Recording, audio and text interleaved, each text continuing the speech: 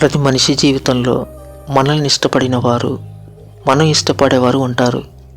మనం ప్రతిసారి మనం ఇష్టపడే వారితోనే గడపాలని, వారితోనే మాట్లాడాలని, వారితోనే జీవితాంతం కలిసి ఉండాలని అనుకుంటాం.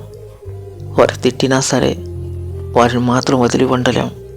కుదిరితే వాళ్ళతో, కుదరపోతే వారి జ్ఞాపకాల్లో బ్రతికేస్తాం. కానీ ఒక్కసారైనా మనల్ని ఇష్టపడే వారి గురించి ఆలోచిస్తామా? వారు మనల్ని కలవాలని మనతో మాట్లాడని ఎదురు చూస్తుంటారు. కానీ మనం మాత్రం ఏమీ తెలియనట్లు, మాట్లాడి తీరిక లేనట్లు బిజీ అయిపోతున్నాం. మనం నిజంగానే బిజీగా ఉంటామా?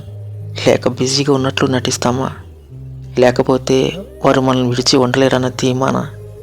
మనం ఇష్టపడే వారి గురించి ఆలోచించిన దానిలో ఒక్క భాగమైన మనల్ని ఇష్టపడే వారి గురించి ఆలోచిస్తామా? రెండు ఇష్టాలే కానీ ఎంత వ్యత్యాసమో కదా.